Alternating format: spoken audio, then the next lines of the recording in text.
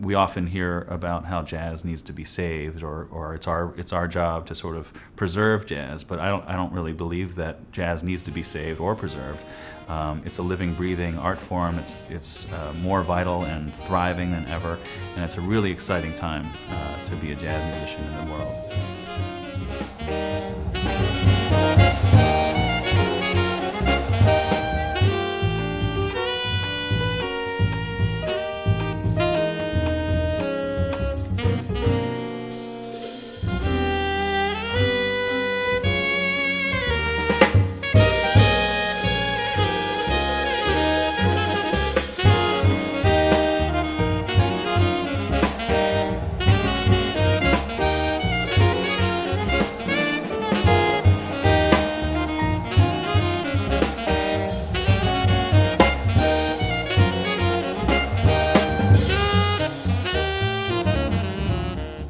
Like all JazzReach programs, Big Drum Small World integrates live music with video projections and live narration.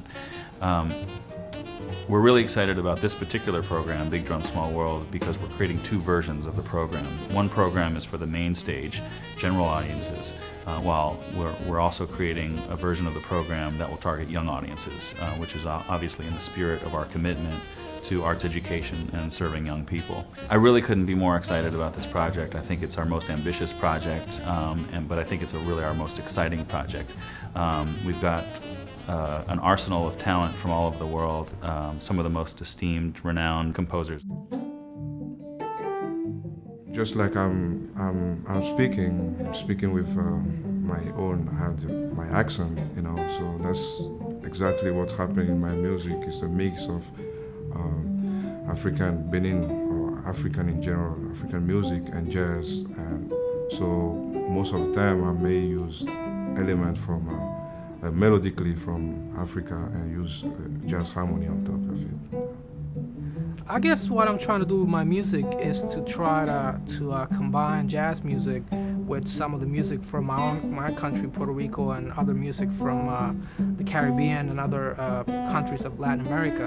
And my idea is that to create a sound that kind of balances both styles of music equally, where none of the two styles will take over, but they'll be balanced and create like a personal voice using that balance. It's like my own personality. I'm from Israel, grew up there. At the same time, I love jazz, and I've been in the United States for a long time and absorbed all these different kinds of traditions and influences. So in that sense, I would say it's just a mix. I think this music always has one foot in the past and one foot in the future at all times, and it's kind of bringing that kind of sense of history and looking ahead is what makes the greatest impact. You can hear in the music that I do all the elements and influence from jazz, as well as the influence of the Cuban culture in the music. You can hear in the rhythm, you can hear it also in the way of the melodies are built, the way of the harmony is used, and also the way in which we utilize improvisation within the music too. I think jazz has turned into more of a world music and continues to do so. And I think that's a positive thing. It's there's so many different elements from which jazz can grow from. So many different